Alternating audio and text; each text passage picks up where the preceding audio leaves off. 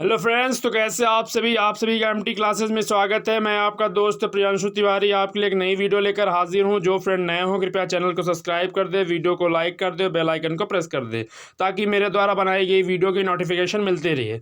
चलिए आज की वीडियो स्टार्ट करते हैं। टॉपिक क्या है? अवतल दर्पण द्वारा प्रतिबिंब का बनना, और आपका चैप्टर चल रहा है रिफ्लेक्शन ऑफ लाइट। चलिए स्टार्ट करते हैं। वीडियो स्टार्ट करने से पहले आपको बता दें कि जो अवतल दर्पण होता है उसके द्वारा प्रतिबिंब 6 स्थितियों में बनता है। वो कौन कौन सी स्थितियां होती हैं वो देखो आप। पहली स्थिति है जब वस्तु अनंत पर हो तो अवतल दर्पण द्वारा प्रतिबिंब का बनना। तो आप लिखोगे जब वस्तु अनंत पर हो तो अवतल दर्पण, जब कहने का मतलब ये है जब वस्तु अनंत पर स्थित हो तो उससे आने वाली प्रकाश की किरणें जो मुख्य अक्ष से समांतर होती हैं, मुख्य अक्ष के समांतर होती हैं, अवतल दर्पण से परावर्तन के पश्चात कहाँ से होकर जाती हैं? फोकस से होकर जाती हैं। आपको फिगर में दिख भी रहा है कि प्रिंसिपल एक्सिस के पैरेलल आने वाली किरणें रिफ्लेक्शन के पश्चात फोकस से होकर जा रही हैं। तो यहीं पर इसका क्या बनेगा? प्रतिबिंब बनेगा। तो इसको लिखोगे कैसे, रिप्रेजेंट कैसे करोगे? तो लिखोगे प्रतिबिंब की स्थिति क्या होगी? वस्तु से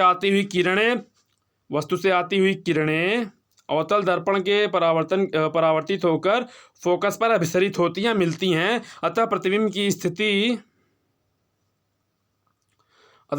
की स्थिति होती है फोकस पर बनता है, ठीक है ना। उसके बाद प्रतिबिंब का आकार कैसा होता है? प्रतिबिंब का आकार अत्यधिक छोटा, लगभग बिंदु के आकार का होता है।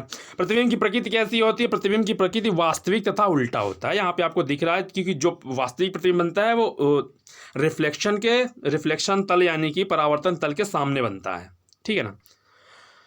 चलिए अगला है कि जब वस्तु वक्रता केंद्र और अनंत के बीच स्थित हो। तो जब वस्तु वक्रता केंद्र तथा अनंत के बीच स्थित होती है तो वस्तु से आने वाली किरणें दर्पण के परावर्तन के पश्चात मुख्य फोकस से होकर गुजरती हैं। इस स्थिति में प्रतिबिंब फोकस तथा वक्रता केंद्र के बीच बनता है, ठीक है ना। आप इसको ऐसे भी लिख सकते हो कि किसी भी गोली दर्पण की वक्रता केंद्र तथा अनंत के बीच स्थित वस्तु से आने वाली किरणें दर्पण के मुख्य अक्ष के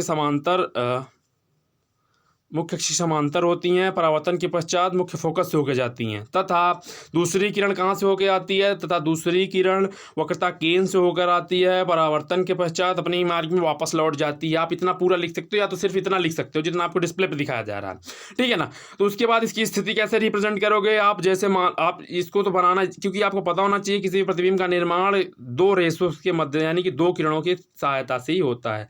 पहली किरण ही फोकस से होकर आई, दूसरी किरण वक्रता केंद्र से ही आई और वापस चली गई। जहां एक दूसरे को काटे वहां पे वस्तु का क्या हो गया?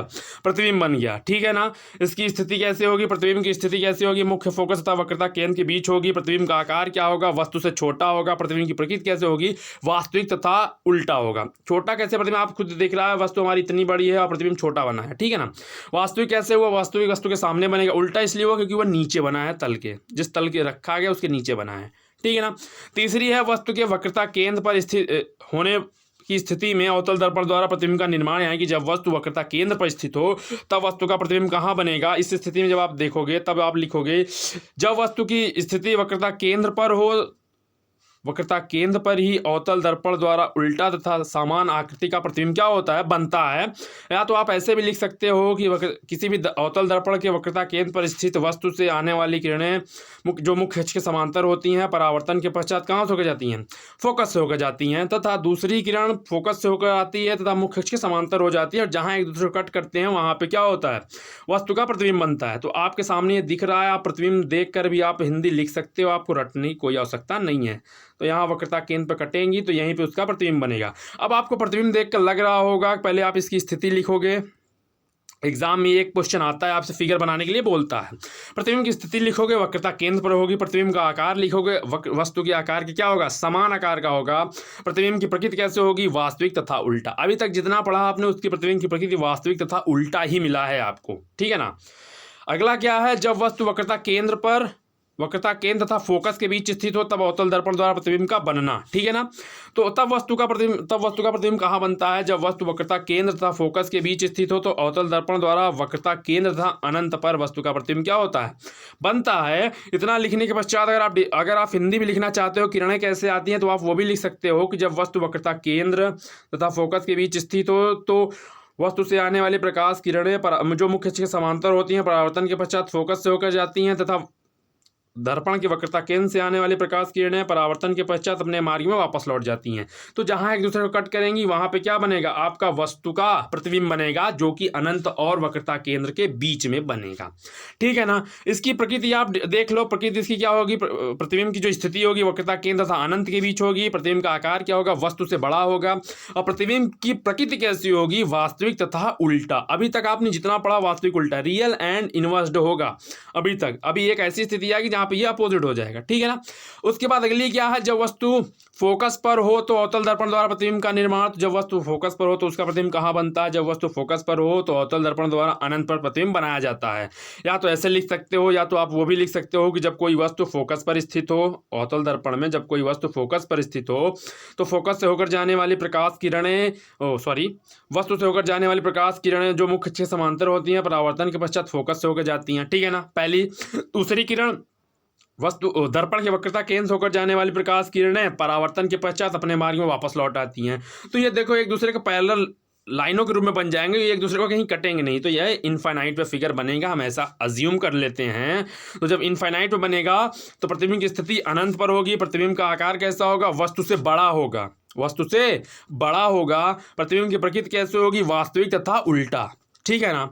अब इसकी लास्ट टॉपिक है कि जब वस्तु फोकस तथा ध्रुव के बीच स्थित हो तब अवतल दर्पण द्वारा प्रतिबिंब का निर्माण। तो जब वस्तु अवतल दर्पण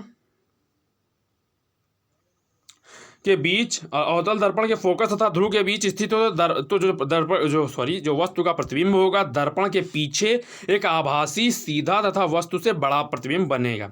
अब यहाँ पे आभासी की बात आ गई तो आपके दिमाग में सिर्फ ये बात आनी चाहिए कि जो दर्पण का जो प्रतिबिंब होगा, जो दर्पण का प्रतिबिंब होगा वो कहाँ बनेगा, दर्पण के पीछे बनेगा, ना कि परावर्तन तल के सामने बनेगा बल्कि परावर्तन तल के पीछे बनेगा। ठीक है ना। तो इसमें आप ये भी लिख सकते हो कि जब वस्तु क्या कहते हैं फोकस तथा ध्रुव के बीच स्थित हो तो वस्तु पे परावर्तन के नियम अनुसार आने वाली किरण तथा जाने वाली, यानी कि जब कोई प्रकाश किरण किसी चीनी तल से टकराती है तो उसी माध्यम में तो उसी मार्ग में वापस लौट जाती है। आपने प्रकाश का परावर्तन का नियम क्या होगा पढ़ा होगा, ये यहाँ भी अप्लाई आप कर सकते हो। और दूसरी किरण क्या होगी, वक्रता केंद्र से होकर आएगी तब अपना पुनः मार्ग में वापस लौट आएगी। तो ये दोनों किरणें पीछे अगर आप बढ़ाएंगे तो ये कहीं एक दूसरे को कट करेंगी, वहीं पर वस्तु का प्रतिबिंब बनेगा जो कि काफ़ी बड़ा बनेगा। ठीक है ना। तो आप वस्तु की स्थिति क्या लिखोगे, वस्तु की स्थिति दर्पण के प्रतिबिंब की स्थिति दर्पण के पीछे, प्रतिबिंब का आकार कितना होगा, बहुत बड़ा होगा, अज्यूम करोगे ना। और प्रतिबिंब की प्रकृति क्या होगी, आभासी तथा सीधा। ठीक है ना। ये इतना था। अभी आपको सिंपल एक बार में बता देते हैं पूरा। ये मान लो कोई एक्सिस, ये कोई दर्पण है, अवतल दर्पण है, ये उसका फोकस है, ये वक्रता केंद्र, ये पोल है। पहली स्थिति जब आप अनंत पे रखे थे वस्तु तो उसका जो प्रतिबिंब था फोकस पे बना था। जब वस्तु अनंत और वक्रता केंद्र के बीच रखे थे तो उसका प्रतिबिंब वक्रता केंद्र और फोकस के बीच बना था। जब वस्तु फोकस और वक्रता केंद्र के बीच रखा गया था तो उसका प्रतिबिंब कहाँ बना था, अनंत और वक्रता केंद्र के बीच बना था। जब वस्तु अनंत फोकस पर रखा गया था तो उसका प्रतिबिंब कहाँ बना था, अनंत पे बना था। जब वस्तु पोल और ध्रुव और फोकस के बीच रखा गया था तो उसका प्रतिबिंब कहाँ बना था, दर्पण के पीछे बना था। ये एक बार में आपको पूरा रिवाइज कर दिया गया।